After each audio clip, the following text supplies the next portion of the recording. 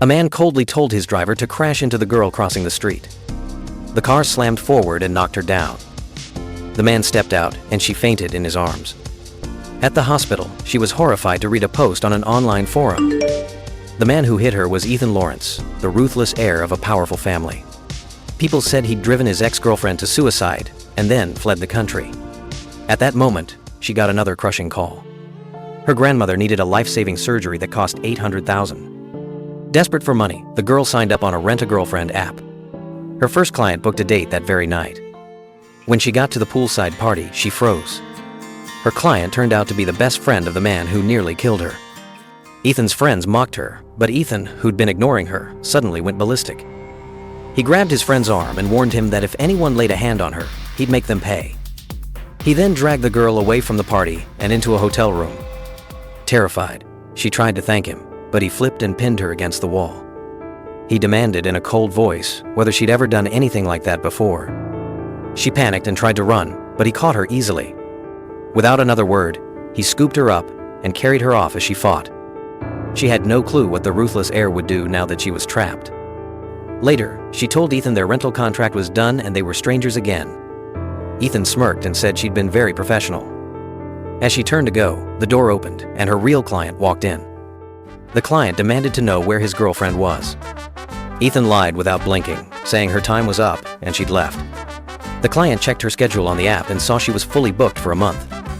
He wanted to know which shameless person had been taking bookings for her. It soon became clear Ethan had done it. Meanwhile, the girl rushed to the hospital and found her grandmother no longer recognized her. The old woman asked who she was and where her granddaughter had gone. The girl broke down and remembered the day her parents died, leaving her totally alone. She clung to her grandmother and begged her to get better. Later, she saw Ethan again. He was pushing his grandfather in a wheelchair. When the old man insulted him, Ethan coldly shoved the wheelchair down a flight of stairs. He watched his grandfather fall with no sign of remorse. At that moment, a message popped up from a new client who'd booked her for a month and paid for her grandmother's surgery in full. The client used the name, The Hunter. 1. She soon learned the shocking truth. The hunter was Ethan himself. He laid out the rules of their new deal. She must never let anyone know she was a fake girlfriend. She must always wear blue. Lily had been forced into a cruel contract by the possessive, powerful CEO, Ethan Lawrence. Ethan had made a cold bet with himself that he could make Lily fall for him in 1 month. Meanwhile, Lily's ex, Jason Walker, was devastated after she disappeared. He had no idea she was now tangled up with his powerful boss until Ethan walked into a party holding Lily's hand and introduced her as his new girlfriend. Seeing the woman he loved with the man he once admired filled Jason with rage. Jason later cornered Lily and begged to know whether she was being forced to stay. Lily, helpless, confirmed she was trapped and asked if she could escape Ethan's grasp. Before Jason could act, Ethan appeared. Ethan calmly put an arm around Jason and asked what misunderstanding was being discussed. Terrified, Jason backed off and ran. Alone with Lily, Ethan's possessiveness surfaced. He warned Jason he couldn't take her from him, and that if Jason crossed a line, Ethan would get angry. Their rivalry exploded in the boxing ring. Jason trained like crazy out of jealousy, but he couldn't match Ethan. Ethan was stronger and seemed to toy with Jason, dodging every punch and then throwing him down. In a final act of dominance, Ethan helped his beaten rival up, showing that Lily belonged to him and him alone. A deeper shock waited at a pool party. While people celebrated, a woman who looked exactly like the supposedly dead Tanya sat by the water. A handsome swimmer dried her hair, pulled her into the pool, and kissed her. Now 2 identical women were in the same social circle. People wondered whether Lily was just a stand-in, or if Tanya was actually alive. With both women present, a devastating confrontation seemed unavoidable. Lily, a poor student trying to pay for her grandmother's operation, her roommate warned her about Ethan's reputation at the university. Everyone knew Tanya Reed had died under mysterious circumstances and people were scared of Ethan. Working part-time at a cafe, Lily got a call from her real boyfriend, Michael Adams. Michael missed her, but Lily had to lie about her secret life. He already knew she had a boyfriend and reminded her of their deal in a menacing tone. That night, Ethan picked her up in a luxury car. He had a fresh bruise on his face from a fight, a stark reminder of how violent he could be. He offered Lily a new job tutoring him, since he planned to transfer to her school to keep an eye on her. The pay was double her current rate, but the condition was absolute loyalty. Desperate, Lily met a doctor to talk about her grandmother's surgery fees. The doctor was creepy and had a lipstick stain on his neck, so his offer to help felt like a trap. As Lily left the clinic, she overheard two nurses gossiping about the powerful Lawrence family. They said the family was fighting over an inheritance and that Ethan was so ruthless, some people thought he might have shoved someone down the stairs. Lily thought she had escaped one monster only to fall into the arms of another. Lily took her billionaire boyfriend home for the first time. When he asked to come inside, she felt terrified.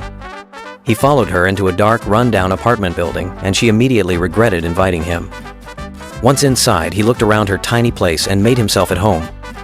He studied her childhood photos, and she nervously offered him a glass of water. He looked at a picture of her as a little girl and said she'd been cute back then.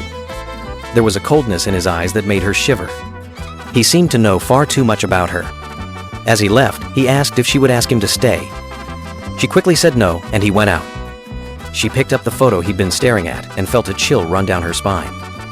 She muttered that the picture was ugly and couldn't understand how he'd called it cute. She had no idea he was a dangerous underground fighter. She had no idea she'd become his new obsession.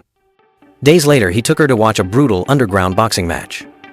The violence made her sick, and she had to look away when a fighter was beaten bloody. He grabbed her hand and forced her to look, and she realized this outing wasn't a date but a warning. After the fight, she tried to run, but he found her crying. He told her to lift her head and confessed he'd made a deal with the devil for her. He revealed that her grandmother needed life-saving surgery and that his mother, a powerful CEO, was the only person who could pay for it. His mother put one non-negotiable condition on the help. Lily had to stay with him and obey him in everything. Their meeting had not been an accident at all, but a plan set in motion. He declared the game had changed and said he wouldn't wait for her to fall willingly. He grabbed her, kissed her forcefully, and threw her onto a bed strewn with rose petals. She protested she would wait until she was willing. He leaned over her and decided he liked to force things when he wanted them. She was left wondering what would happen next. On the surface, he pretended to be caring.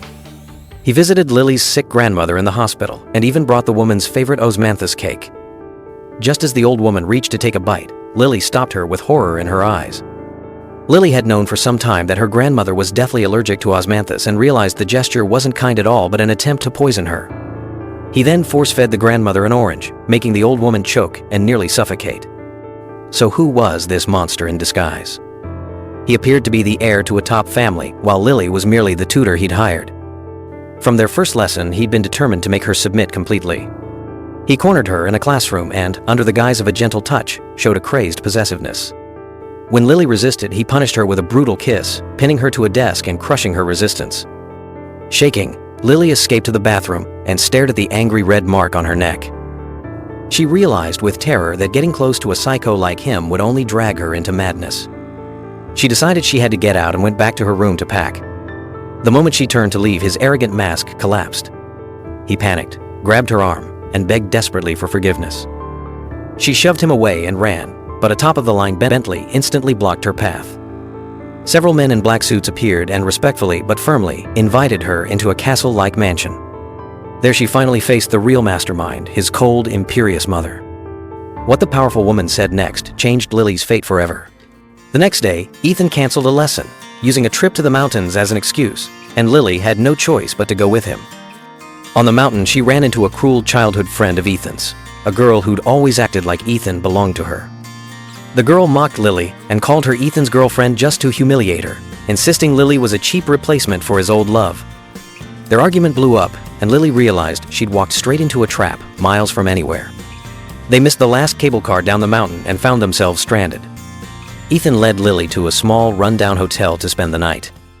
As he unpacked in the room, Lily spotted whips, chains, and other terrifying items. She turned to run, but he'd already blocked the door. In the struggle, she twisted her ankle, and, suddenly, his rage softened into a surprising, gentle concern. He dressed her injury with a careful touch, and that flicker of kindness gave Lily a tiny sliver of hope. But after her grandmother nearly died, she couldn't trust that warmth. She wondered if it was real, or just another layer of his twisted game. Just when Lily was sure Ethan was a monster beyond saving, a campus forum post changed everything. Her roommates showed her a photo of Ethan being brutally attacked in the cafeteria. Rumors said the parents of a girl he'd wronged had cornered him, beaten him bloody, and even pulled a knife. Her friends said he deserved it, but Lily panicked. She had to know if he was okay. She rushed to his family's huge estate only to be told he wasn't there. The housekeeper claimed not to know where he was, which left Lily even more worried. She left without telling Ethan she had come looking for him. Later that night, a knock came at her apartment door, and she found the last person she expected. It was Ethan, injured and wearing a bandage on his neck. He said he'd escaped from the hospital by climbing out a second-story window just to find her. Before she could react, he pulled her into a desperate embrace and said his mother was trying to send him abroad and he had nowhere else to go. He begged Lily to let him stay, and warned he'd become a homeless stray if she refused. Could Lily trust him after all of this? Just a day earlier on the mountain, Ethan had been confronted by that jealous childhood friend who mocked Lily as a cheap substitute for his past love. Ethan had bluntly told the girl he wasn't interested, but that only made things worse. Back on the trail, he'd tried to reassure Lily, calling himself her boyfriend in a possessive way that left her confused. Now, standing in her doorway, the wounded, obsessive Ethan was a tangle of contradictions. He was a dangerous man who'd nonetheless risked everything to come to her. He pushed her away and then begged her to stay. Lily was terrified, but she couldn't stand to see him like that. When he started to leave, she instinctively grabbed his arm and stopped him. She knew, rationally, she should let him go, but she couldn't. She decided to let him stay and told him he could sleep on the sofa. He agreed without hesitation, and a faint smile touched his lips. This is how their story began. Two strangers brought together by circumstance, their lives about to get strangely intertwined. Inside the tiny apartment, the tension was thick. The next morning, Lily woke to the smell of something delicious. To her surprise, Ethan was in the kitchen wearing an apron and making breakfast. She said she didn't know he could cook and smiled for real. He said he'd learned while abroad and offered to cook for her every day from now on. The simple gesture of a shared meal felt like the start of something real. Their fragile domestic moment was shattered by a text from Lily's boss summoning her to leave immediately. The warmth in the room vanished, and a coldness settled between them. An older, elegantly dressed woman arrived in a car, and Lily learned she was Ethan's mother. The mother was not pleased. She accused Lily of falling for her son and warned sharply that Lily had fallen for a monster.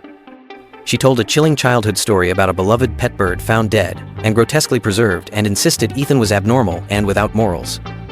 She bluntly said that to Ethan, Lily would become just another bird in a cage. Then the mother handed Lily an envelope and said it contained the truth about the woman who had looked just like Lily and who'd taken her own life 2 years earlier. As Lily opened the envelope, her world tilted and darker secrets about Ethan's past began to surface. The story was far from over.